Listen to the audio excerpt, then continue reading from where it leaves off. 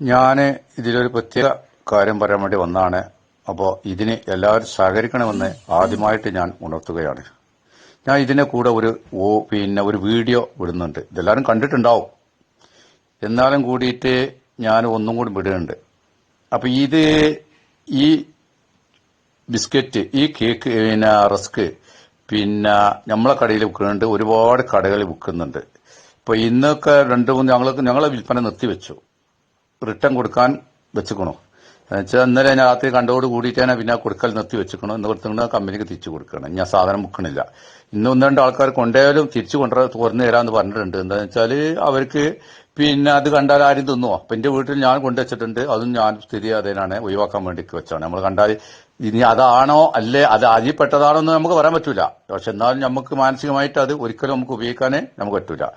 അപ്പോ ഈ പഹന പിടിക്കണം, ഇവനെ പിടിക്കണം എന്നുണ്ടെങ്കിൽ നമ്മൾ വ്യാപാരി വ്യവസായികൾ ഒന്നിക്കണം, എന്നാ കഴിയും. അപ്പൊ എനിക്ക് ഇതിൽ പ്രത്യേകമായിട്ട് പറയാനുള്ളത്, ഈ സാധനം എല്ലാവരും ബഹിഷ്കരിക്കുക. ഒരു കുട്ടികളും ഇത് ഇനി ഇറക്കരുത്. ഞാൻ എന്റെ അഭിപ്രായം പറഞ്ഞു, നിങ്ങൾക്ക് എടുക്കട്ടെ. ഒരാൾ ഇത് ഇറക്ക സാധനം ഒക്കെ കമ്പനിക്ക് തിരിച്ചു കൊടുക്കുക. അതിന് ലാഭം വേണ്ട. ഞാൻ തിരിച്ചു കൊടുക്കാൻ തീരുമാനിച്ചിരിക്കുന്നു. എന്നിട്ട് ഇവനെ പിടിച്ചിട്ട് ഈ സോഷ്യൽ മീഡിയത്തിൽ പിടിച്ച് അതിലെ നടപടി എടുത്തതിന് ശേഷം എല്ലാവർക്കും അറിയിച്ചതിന് ശേഷം മാത്രം ഇനി എല്ലാവരും ഈ സാധനം ഇറക്കുക. ഇത് ഹൈദരാബാദ് നമ്മളിവിടെ നിന്നല്ല ഈ സാധനങ്ങൾ വരുന്നത്, പുറത്തുനിന്നാണ് വരേണ്ടത്. അപ്പൊ നമ്മളെ കേരളക്കാർ ഇവർ എന്ത് ചെയ്താലും തിന്നും എന്നുള്ള ഒരു ധാരണയാണ് ഇപ്പോൾ ഉള്ളത്. എന്ത് ഇത് കൊടുത്താലും.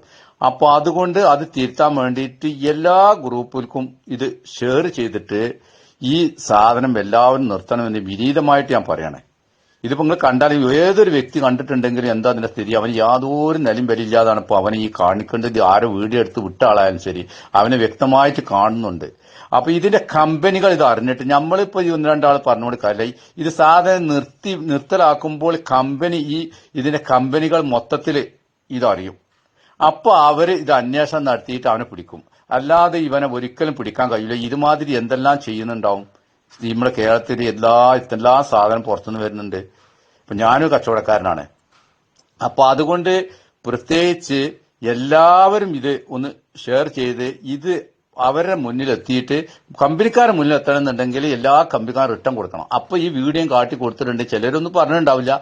അപ്പൊ വ്യക്തമായിട്ട് ഇവനെ പിടിക്കാൻ കഴിയും. 100% പിടിക്കാം. അതിന് എന്തെന്ന് വെച്ചാൽ നമ്മൾ വ്യാപാരികൾ ഒന്നിക്കണം. എല്ലാ കാര്യത്തിലും ഒന്നിക്കലുണ്ടല്ലോ. ഇതിനും കൂടെ ഒന്ന് ഒന്നിച്ച് നോക്കണേ. എന്നിട്ട് പിന്നെ വേണമെങ്കിൽ നമുക്ക് അതിന് ഒഴിവാക്കിയിട്ട് അതിനുള്ള നടപടി എടുത്തതിന് ശേഷം വേണമെങ്കിൽ നമുക്ക് എല്ലാവർക്കും ഇത് ഇറക്കാം. അല്ലെങ്കിൽ നമ്മൾ കേരളത്തിൽ ഇത് ഉണ്ടാക്കാൻ സംവിധാനം ഉണ്ടാക്കിയിട്ട് കേരളത്തിൽ തന്നെ ചിലപ്പോൾ അവിടുന്ന് കൊടുക്കാണ്ട് ഇവിടുന്ന് പെട്ടി മാറ്റിക്കാണ്ട് തന്നാലും പറ്റൂല. അതും ചെയ്യും ആൾക്കാർ, പറയാൻ പറ്റൂല.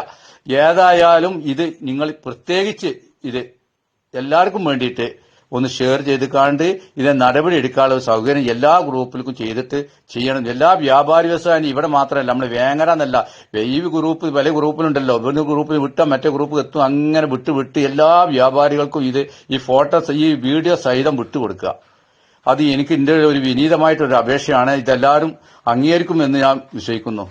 അസ്സലാമു അലൈക്കും.